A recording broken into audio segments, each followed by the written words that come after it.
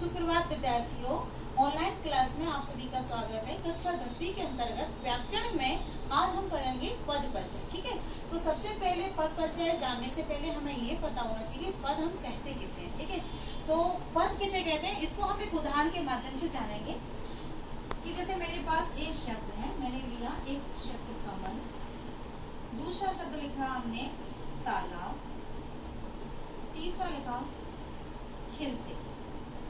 ठीक है, अब ये 3 शब्द हैं। ये शब्द क्यों है? शब्द किसे कहते हैं आप अच्छे से जानते हो, आप इतनी बड़ी क्लास में पढ़ा, शब्द तो आप जानती हैं कि शब्द क्या है? सार्थक वर्णों का समूह होता है ना, कि कुछ वर्ण है उनको मिला करके हम एक शब्द बनाते हैं और सार्थक होना चाहिए, यानी कि उसका कोई अर्थ होना चाहिए, तो वो क्या कहलाता है? शब्द कहलाता है। ठीक है, तो ये अभी क्या शब्द है?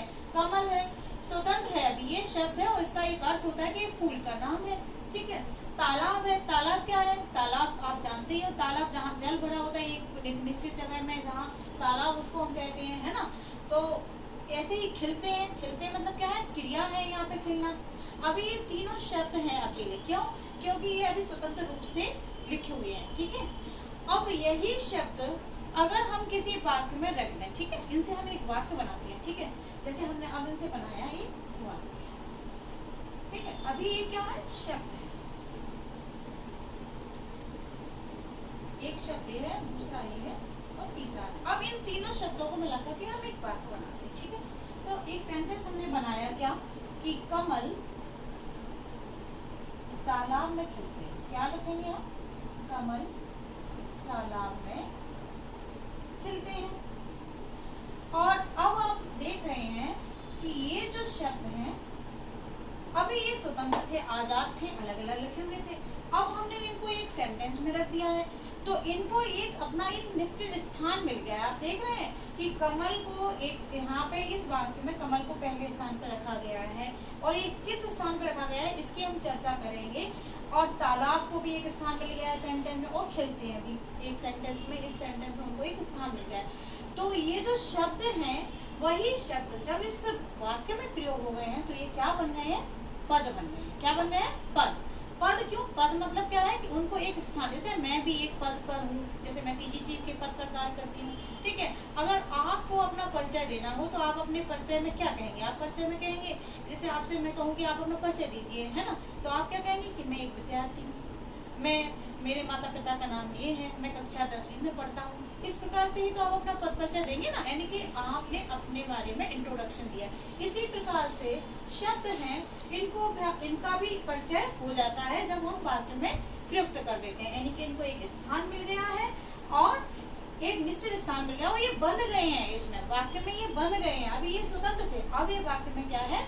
बंध गए हैं, ये व्याकरणिक नियमों में बंध गए हैं, इसलिए शब्द ही क्या है? पद बन जाते हैं जब वो सेंटेंस में या वाक्य में प्रयुक्त हो जाते हैं। तो यही शब्द और पद में अंतर होता है। ठीक है, तो सबसे पहले तो आप ये अच्छे से जान रहे होंगे कि शब्द क्या है और पद क्या है। शब्द ही पद है, लेकिन वही शब्द जब वह शब्द किसी वाक्य में प्रयुक्त होता है तो वो पद बन जाता है। ये आपको ध्यान देना है, क्योंकि उसे एक स्थान मिल गया है और वह व्याकरणिक नियमों में बन गया है।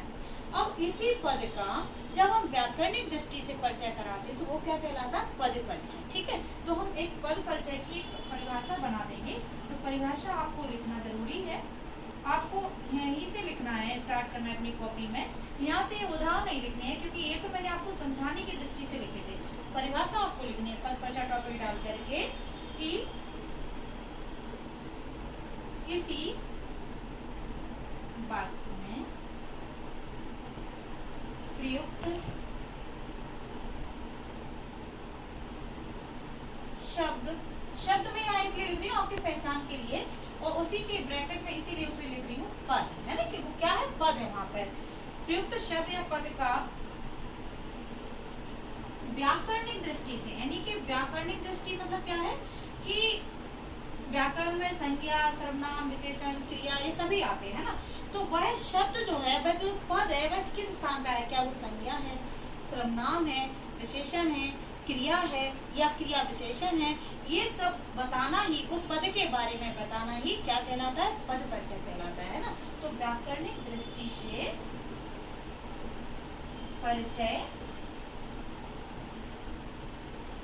देना ही पद परिचय कहलाता है, पद परिचय कहलाता है। और ये आपको अपनी कॉपी में इसी प्रकार से सबसे पहले टॉपिक डालना है और ये डेफिनेशन आपको लिखनी है। और अब आपको ये देखना है कि परिभाषा का ये हुई, आपको अच्छे से पता चलेगा पद परिचय होती क्या है, ठीक है। और पद किसे कहते हैं ये भी समझ में आ गया, और पद परिचय किसे कहते हैं ये भी। अब हम ये देखेंगे कि हमने आपको एक 3 शब्दों से एक उदाहरण सेंटेंस बनाया था, और कमल तालाब में खिलते हैं। अगर हम इसमें अब हमें पद परिचय में परीक्षा में किस प्रकार से पूछे जाते हैं कि एक सेंटेंस होता है, उसमें शब्द पर एक रेखा खींच जाती है और उसमें पूछा जाता है कि रेखांकित का, यानी कि जिसके नीचे रेखा खींची गई है उसका पद परिचय दीजिए। तो रेखांकित का अगर हमें पद परिचय देना है तो आप ध्यान देना इसमें कि रेखांकित का पद परिचय देते समय हम क्या देखेंगे। अब हमें मान लो रेखांकित क्या है, इसमें कमल है, कमल देंगे। अब देखिए तो कमल का पद परिचय कैसे देंगे, ठीक है। कमल का पद परिचय देने के लिए हम बताएंगे आपको कि कमल है क्या वास्तव में, ठीक है।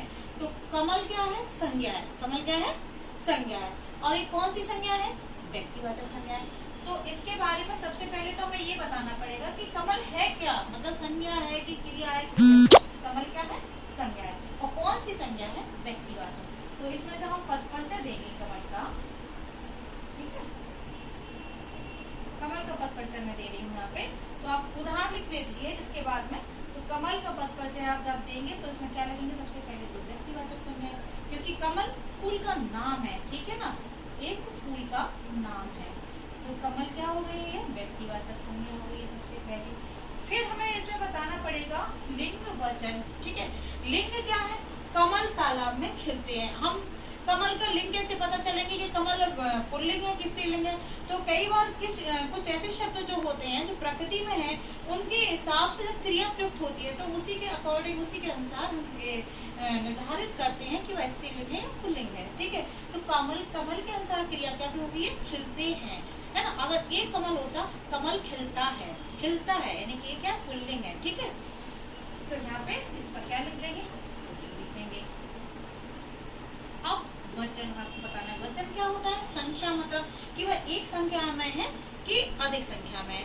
हिंदी में केवल 2 ही वचन होते हैं, एक वचन और बहुवचन। एक वचन, यहाँ पे एक वचन तो नहीं है क्योंकि यहाँ इसके हिसाब से क्रिया प्रयोग हुई है, ठीक है। कमल खिलते हैं लिखा है, अगर कमल खिलता है लिखा होता तो कमल क्या होता, एक वचन। लेकिन कमल क्या लिखा है, खिलते हैं, इसलिए कमल क्या है यहाँ पे, बहुवचन।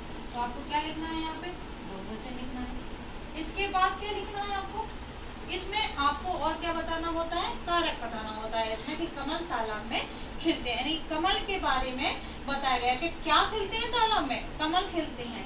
तो कमल यहाँ पे कर्ता कारक नहीं है, ये कर्म कारक है,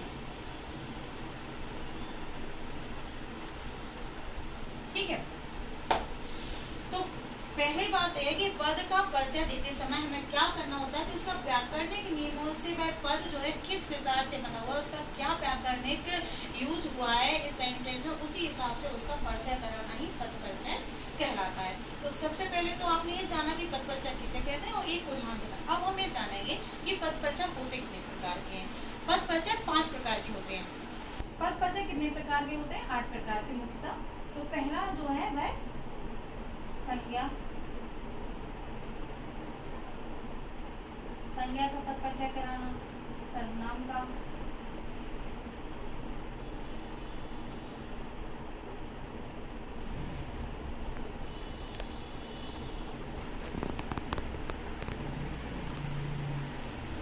आप सब में जोड़ लीजिएगा। और तीसरा जो है विशेषण का, चौथा क्रिया, और 5वां मैं लिख रही हूँ यहाँ पे अव्यय। अव्यय क्या होते हैं, अव्यय में भी 3 और जुड़ जाएंगे। अव्यय के अंतर्गत ही मतलब 4 प्रकार आते हैं। तो अव्यय के अंतर्गत 4 प्रकार जो होते हैं वो उसको अलग से हम समझेंगे। यहाँ पे मुख्यतः जो है 5 प्रकार से हमने यहाँ पे लिखे हैं कि संज्ञा का पद परिचय होता है, सर्वनाम का, विशेषण का, क्रिया का और अव्यय। आज के इस सेशन में हम पढ़ेंगे केवल संज्ञा और सर्वनाम का पद परिचय, ठीक है। तो सबसे पहले हमें ये आपको अपनी कॉपी में से लिख लेना है, फिर हम आज पढ़ने वाले हैं संज्ञा और सर्वनाम का पद परिचय हम कैसे करेंगे, ठीक है। तो सबसे पहले हम जानेंगे कि संज्ञा का पद परिचय देते समय हमें किन बातों का ध्यान देना है, यानी कि किन किन चीजों का संज्ञा में पद परिचय कराया जाता है। तो आपको आपको फिर ऐसे पहले 5 पॉइंट लिखने हैं, उसके बाद फिर पहला पॉइंट आना है संज्ञा का पद परिचय, और उसके आगे आपको लिखना है कि संज्ञा का पद परिचय देते समय हमें किन किन चीजों का परिचय देना होगा। तो सबसे पहले संज्ञा का भेद, संज्ञा का भेद,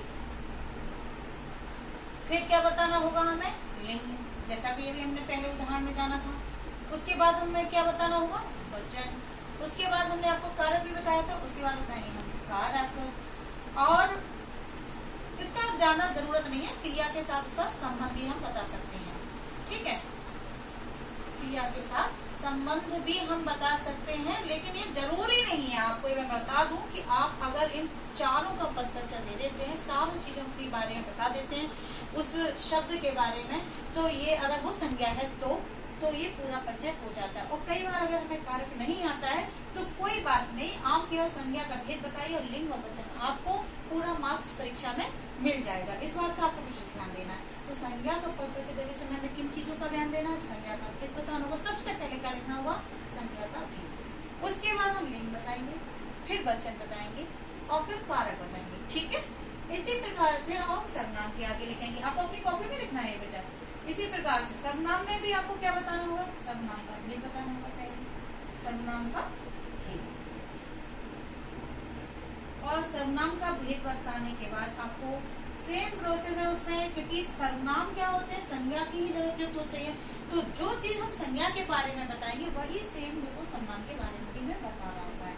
तो सर्वनाम का भेद बताएंगे, उसके बाद इसमें भी लिंग बताना पड़ेगा अपन को, इसमें भी हमें वचन बताना पड़ेगा, और इसमें भी हमें कारक क्रिया के साथ संबंध बताना होगा, क्योंकि ये सर्वनाम जो है संज्ञा की ही जगह प्रयुक्त होते हैं।